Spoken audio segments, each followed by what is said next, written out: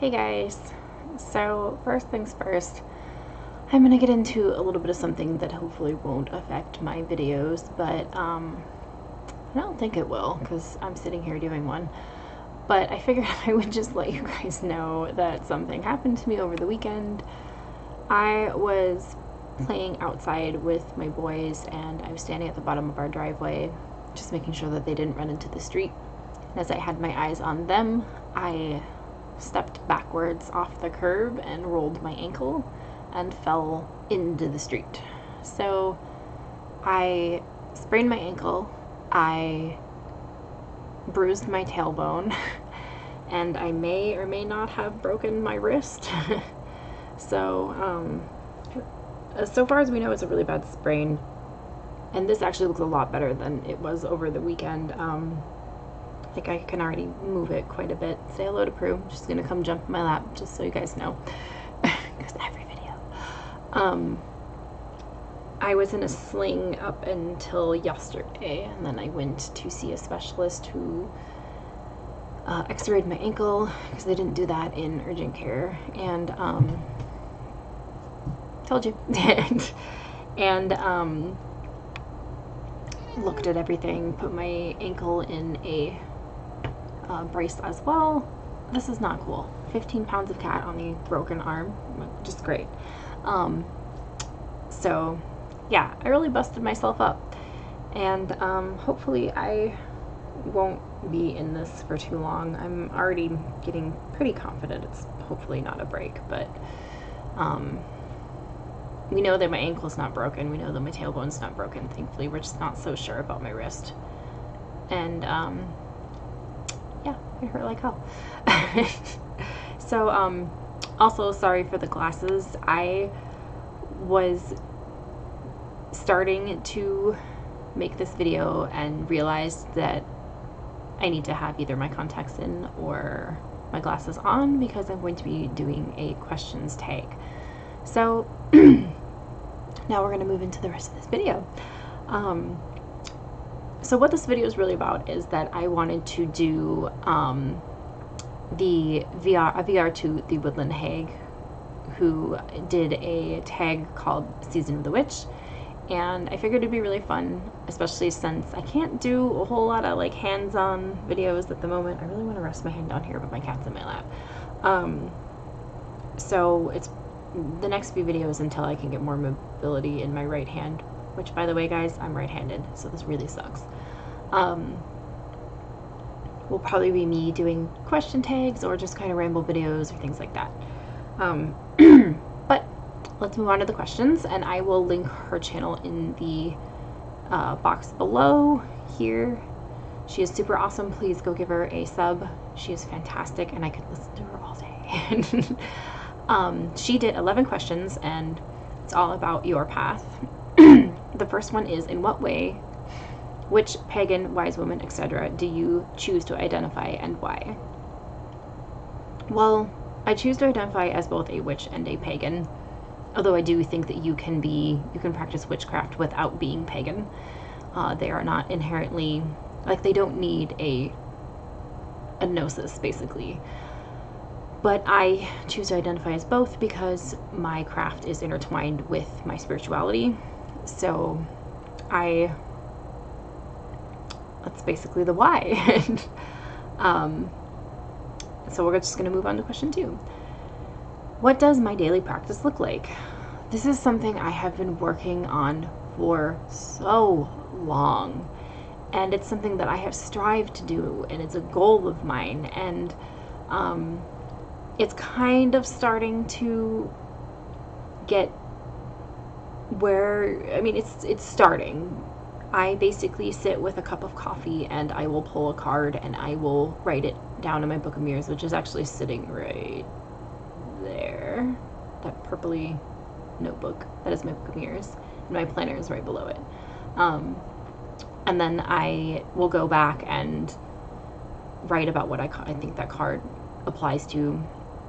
I've recently also been doing this with Lenormand as well, and it's been really fun, but that's basically my daily practice so far.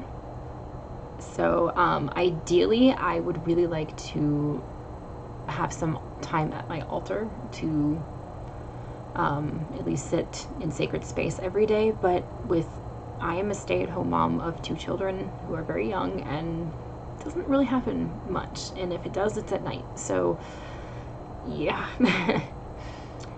Question number 3: what do I do for self-care? I do feel like this is a really kind of vast question, but I think it's supposed to be under the lens of witchcraft and spirituality, so I'll just go with that. Basically, I do ritual baths. I try to make time for myself once a day to be spiritual, as I just touched on, at least even if it's just drawing a tarot card. I try to make time for my practice as much as I can, as much as my life will allow me, because it is a practice of self-care to do so for me. So those sorts of things. Ritual baths are also very beneficial for me because I deal with chronic pain, so sometimes sitting in a hot bath with some aromatherapy and stuff going is just really helpful. Also in the sense of dealing with mental health as well. So those are like my main go-tos for self-care that are tied directly to my craft and my spirituality. Question number 4: what do I do to take care of nature, wildlife, the environment, or animals? I'm dyslexic, guys. Sorry. I try to recycle as much as I possibly can. And I even take all of our plastic bags and I save them up until they can fill a garbage bag. And then I throw them in my car, and then when we go to the grocery store, they have a bin that you can recycle all of them into. I try very hard to make a conscious effort to recycle as much as I possibly can. I have been really contemplating building a compost on our property, but I've got to talk to the city and figure out what my city's rules are on that kind of stuff. Nature, wildlife, animals, all that ties also into this next part, where if I am out hiking on trails and stuff, I try to leave no trace. I pick up things that I might see if I can. I often leave fruit and vegetables and biodegradable food sometimes out for our local wildlife here, which is mostly just birds, squirrels, and bunnies. I love bunnies. So I do that quite often. We had a bunny burrow that happened to build in our yard last year, or over this summer, and my husband and I left it alone until we were sure they weren't there, and then we were able to kind of move things around and stuff. But so I mean, I do what I can. I do what I can within the means of my life. It's not perfect, it's not ideal, and I'm not going to say that I'm an environmental saint, but I really do what I can. How do I heal or support humans or humanity? This one's tough because I am very sensitive to the things that go on in this world, so much so that it actually can affect my daily life in the form of pretty severe anxiety at times. If we have a major event that occurs that is traumatic, I tend to not want to leave my house. It's tough. So I'm always trying to think of the things that I could do that could change things, and my biggest thing is that I try to project kindness and acceptance and understanding through my actions with other people, and that I hope that that leaves a mark when I leave this mortal form. And I hope that the people I leave behind remember that I did all that I could to make a positive impact on humanity. The other thing I do as a mother is I try to raise my sons this way as well. And parenting's hard. It doesn't always go the way you think it's going to, but I do my best. So those are my basic answers to that question within what my life allows right now. The next question is, what is my understanding of a higher power? This is This is also another one where I tend to analyze the wording of the question, mostly probably because I shy away from the term higher power. My understanding of it is that everything is connected, and this could be long. I'm hoping it's not, because I'm still sorting out how I feel of higher power. But I do think that deity is both separate from us and connected to us. And I'm not even entirely sure how to explain it, but I do think that, for instance, a representation of Mother Earth through the lens of goddess would be various different goddesses that you would see in various different cultures. Demeter, Gaia, Danu, you know. I do think that higher power, we are there to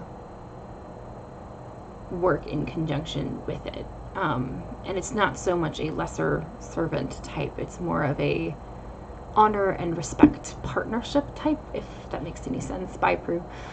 I don't want to get too long into that, because, and I could go further trying to explain the best I can, but I feel like that's something that maybe I should just do in a completely separate video, because that question is it leaves a very wide open door where I can kind of talk about things for quite a bit. What is the most important life lesson I have learned so far? Recently, this may sound cliche, but it's honestly, say the things that you want to say to the people that you want to say them to. Because in the last 3 years, I have lost 3 people, and I miss them. And there's so much that I wish I had told them before I lost them, or that I had maybe done or said with them or shared with them in some shape or form. Grief brings about a lot of lessons for us. Which brings me into the next question. How does this learned lesson affect my values and attitudes? Again, as I was about to say, grief changes us. Loss changes us. This makes me think of one of my favorite books, which then became a movie, and I also greatly enjoyed the movie, is Memoirs of a Geisha. You can't see it right now because I have a sweater on, but I have a huge geisha tattoo, and it's because of that. But I can't quite remember if it's in the book, because it's been a few years since I read the book. It's due for a read again. But in the movie specifically, there's a scene where she's experiencing loss, and she talks about how at the temple there's a poem about loss, but the poet has scratched the words out because you can't put loss into words, you can only feel it. And loss does define us in some way. It changes us forever once we experience loss, and we will continue to experience loss because that's life. But the lessons that I have learned and how it affects my values from loss is truly to try to be more in the moment. And I know this sounds so cliche, but the fact is that we can't ignore that is a very prevalent truth. And if you have experienced loss, you understand that even more. Question number 9. What is my most spooky experience? I have those rather frequently, so I don't even know how to pick one. I guess I'm gonna have to pick one out of a barrel here in my head. When I was probably 10 years old, my parents we were on a trip in Montana, and we went to the 2 Old West ghost towns they're right next to each other, Virginia and Nevada City, Montana. And specifically, we were in Nevada City, I remember. exploring this old West Coast town, and I saw a swing outside the schoolhouse. So I kind of wander over there. My parents are looking at something. My brothers are busy doing who knows what. And I sit down in the swing, and before I can even lift my feet fully to start swinging, I just start going. I'm being pushed. I can feel hands on my back. I turn to look around thinking, oh, it's one of my brothers. There's nobody there. And I wasn't scared. Like, that's the funny thing. This question says, what is your most spooky experience? Maybe I should have went with another one, but I wasn't scared. Maybe some people would consider this spooky. I don't know, but whatever it was just wanted to play with me. So 2 more questions, round number 10. Would or have I ever cursed or hexed anyone? That is a very morally heavy question. First of all, I don't really know. I can't say for certain. I don't tend to be vindictive. I don't tend to bring my magic in to specifically harm someone, because I just don't feel that that's necessary. I feel like that I'm not the judge. I don't have that right to pass judgment upon someone like that. If they make a choice that is harmful to me, their judgment will be brought down upon them in a way that's outside of my capability, basically. What I do usually, if I feel that I'm being harmed and I want to bring my magic into it, is I tend to more do defensive magic. I tend to do more warding and things like that. I'm not above cursing if I absolutely have to, but it's not generally in my personality to curse out of vindictiveness, I should say. But I don't honestly necessarily even believe that curses are generally done strictly from a malintent. I think that is a social misconception that we have kind of brought about with curses. So now we're on to the last question. If I could live anywhere, where would it be? Obviously, aside from where I grew up, which is Pacific Northwest, Washington State, will forever be my love. I would live in rural Japan. I would totally live in rural Japan. I often wonder if maybe one of my past lives might have taken place there. But I have loved that culture tremendously since I was a child. So much so that my Japanese neighbor growing up was like, I think she was there in a past life or something. It was just funny. But I love Japan. I think it's beautiful, and I would absolutely live in rural Japan somewhere.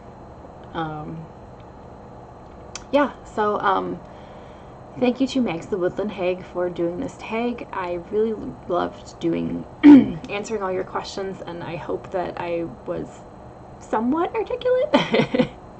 This was really fun, and I enjoyed it. I am honestly probably going to break out a couple of videos tonight while I'm sitting here, so you might see a few of them pop up because I'm bored.